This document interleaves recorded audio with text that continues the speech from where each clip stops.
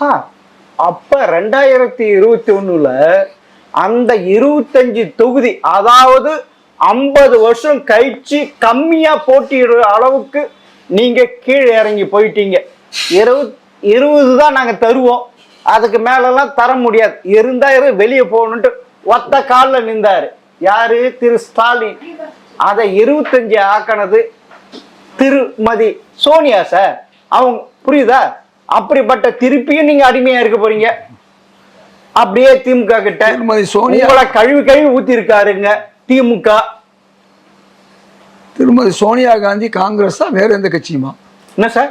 திருமதி சோனியா காந்தி காங்கிரஸ், ஆமா. திரு ஸ்டாலின் திமுக. 2 பேரும் பேசித்தானே 25 முடிவு பண்ணாங்க. அந்த கழுவி ஊத்துற விஷயம்லாம் கொஞ்சம் பொறுமையா இருங்க. அதெல்லாம் நீங்க உங்க வாயால சொல்றது.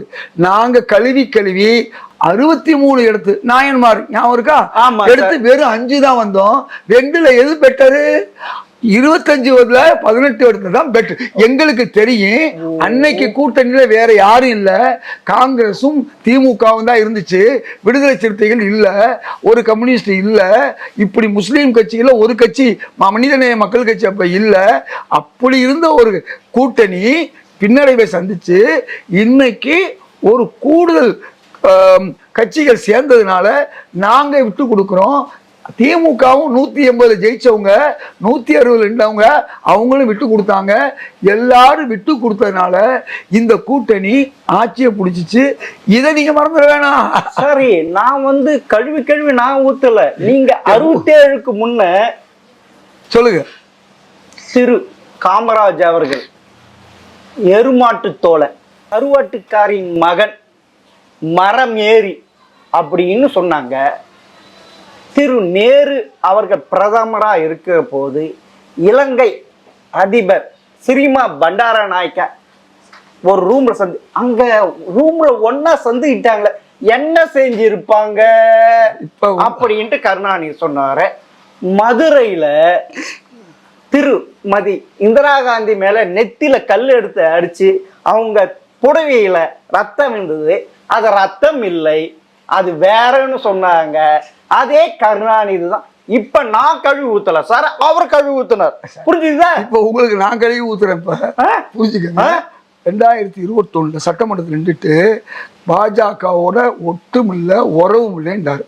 ஆமா, சொன்னாரா இல்லையா? ஆமா. இதே ஜெயலலிதா எந்த காலத்திலும் பாஜகவோட உறவு இல்லைன்னு சொன்னாங்க. அந்த அதிமுக பாஜகவோட கூட்டணி வச்சுச்சா? அது மாதிரி அரசியல்ல எதிரியும் இல்லை நண்பனும் இல்லை என்பது உலக அறிஞ்ச விஷயம். எந்தெந்த கட்சிகள்லாம் எதிராக இருந்த அதிமுகவும் திமுகவும் எதிராக இருக்க மாதிரி ஏற்கனவே காங்கிரஸும் திமுக எதிராக இருந்துச்சு. அதிமுகவோட காங்கிரஸ் கூட்டணி வச்சுச்சு, அதிமுக அப்படி விளைவிச்சு. அல்லது இப்படி பல கட்சிகள் சேருவதும் கூடுவதும் காலத்தின் கட்டாயம். இதை வச்சுக்கிட்டு அன்னைக்கு அப்படி சொன்னாரு இன்னைக்கு இப்படி சொன்னாருன்னு சொல்வதெல்லாம் சரி. இப்ப பெருந்தலைவர் காமராஜரும் இந்திரா காந்தியும் 68ல் 2 பேரும் பிரிஞ்சாங்க. திருப்பி 71ல் ஒன்று சேர்ந்தாங்க. ஏன்னா அடுத்த 71க்கு பிறகு எதுக்கு சொல்ல வரேன்னா, அவ்வளவு இந்திரா காந்தி அவர்களை பிரதமராக ஆக்கிய காமராஜரும் 2 பேருக்கும் பிரச்சனை வந்துச்சு. பிறகு சேர்ந்துக்கிட்டாங்க. பாண்டிச்சேரி தேர்தலில் என்ன ஆச்சுன்னா இந்திரா காந்தியும் நம்முடைய காமராஜர் அவர்களும் ஒன்றிணைந்தார்கள். இதெல்லாம் குழந்தை பிள்ளைகளுக்கு நீங்க சொல்ற விளையாட்டு பாடம்.